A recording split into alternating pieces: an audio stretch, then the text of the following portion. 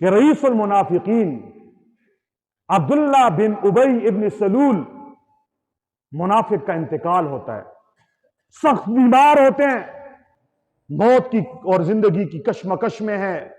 رسول اللہ صلی اللہ علیہ وسلم کے اخلاق کریمانوں کو دیکھیں، حضور کے اخلاق عظیمہ کو دیکھیں۔ یہ وہی عبداللہ ابن ابی ہے جس نے رسول اللہ صلی اللہ علیہ وسلم کو ہر موقع پہ دھوکہ دیا ہے، ہر محاذ پہ حضور کا کیلا چھوڑنے کی کوشش کی ہے، ہر محاذ پہ حضور کو نقصان پہنچانے کی کوشش کی ہے، یہاں تک کہ رسول اللہ صلی اللہ علیہ وسلم کی پیاری زوجہ، میری اور آپ کی پیاری ماں حضرت اماں عائشہ صدیقہ پہ اس بدبخت نے تہمت لگائی تھی۔ اب بیمار ہے، چارپائی پہ لیٹا ہے، رسول اللہ صلی اللہ علیہ وسلم کے اخلاق کو سلام۔ آپ کی تعلیمات کیا ہیں؟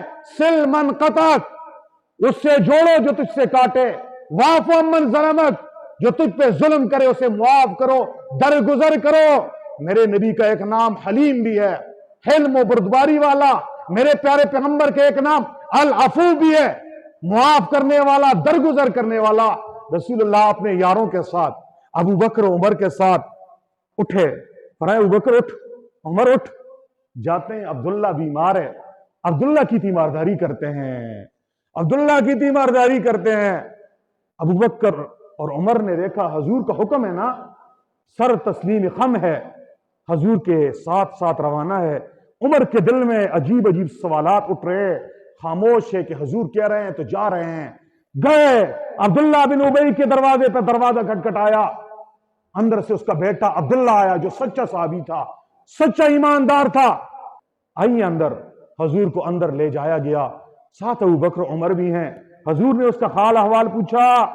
عبداللہ بن ابی کے پاس اس وقت اس کے منافقوں کا ٹولہ بیٹھا ہوا تھا، کنکھیوں سے حضور کو دیکھ رہے ہیں کہ حضور آ جائیں اس کی تیمارداری کے لیے، جس نے پیچھے سے ہنچر گھونپا ہے، جس نے ہر محاذ پہ رسول اللہ کو تکلیف پہنچائی ہے، حضور کی عزت پہ ہاتھ ڈالنے کی کوشش کی ہے۔ آج محمد اسے کیا کہیں گے؟ کہنے لگا عبداللہ بن ابی، کہنے لگا پتہ نہیں ہے میں بچ جاؤں گا یا مر جاؤں گا، محمد ایسا کیجئے میں مر جاؤں، میرا جنازہ آپ نے پڑھانا ہے، میرا جنازہ آپ نے پڑھانا ہے۔ فرمایا میرا ارمان یہ ہے اللہ کے نبی، اپنی قمیص مبارک، اپنی پیراہن مبارک نکال کے دینا ہے، مجھے کفن آپ کی قمیص میں دیا جائے، اس کی برکت سے اللہ مجھے معاف فرما دے۔ رسول اللہ نے فرمایا ٹھیک ہے میں ایسا کروں گا۔ حضور اپنی جگہ سے اٹھے، اپنی جگہ سے اٹھے۔ عمر کہنے لگے اللہ کے نبی یہ تو پلید آدمی ہے، نجس سے گندا ہے، منافق ہے، اس نے فلاں فلاں موقع پہ یوں نہیں کہا۔ فرمایا ان قمیصی لا یغنی عنہ شیئا، فرمایا عمر میری یہ قمیص اس سے کچھ بھی فائدہ نہیں پہنچا سکتی۔ فرمایا فلعل اللہ ان يدخل به الفا فی الاسلام، فرمایا عمر سن، میری یہ قمیص اس سے کچھ فائدہ نہیں پہنچا سکتی، اس سے عذاب سے نہیں بچا سکتی، میں اس لیے قمیص دے رہا ہوں۔ حکمت یہ ہے، یہ منافق ساتھ بیٹھے ہوئے ہیں نا، یہ دیکھ رہے میں جب قمیص دوں گا، احسان کروں گا، معاف کروں گا، یہ لوگ سمجھ جائیں گے آج عبداللہ بن ابی بھیک حضور سے مانگ رہا ہے، بہتر یہی ہے کہ ہمیں اسلام قبول کرنا چاہیے۔ روایات میں آتا ہے حضور نے جب قمیص دی، اس دن 1000 منافقوں نے سچے دل سے اسلام قبول کیا اور دائرہ اسلام میں داخل ہو گئے۔ یہ حضور کی اس حکمت، تدبر، حضور کی اس پالیسی کا اثر تھا۔ جب وہ مر گیا نا، جنازہ تیار ہو گیا، حضور جنازے کے لیے آ گئے، حضرت عمر رضی اللہ تعالیٰ عنہ پھر آ گئے، کہنے لگے اللہ کے رسول اس کا جنازہ بھی پڑھنا ہے آپ نے، شیخ نے فلاں موقع بھی یوں نہیں کہا۔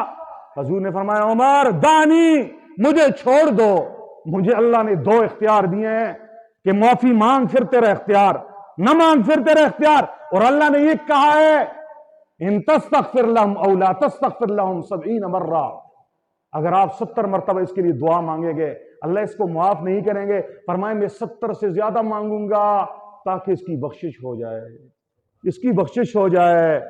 حضرت عمر بے بس ہو گئے، خاموش کھڑے ہو گئے، جنازہ تیار، جنازہ پڑھا دیا گیا۔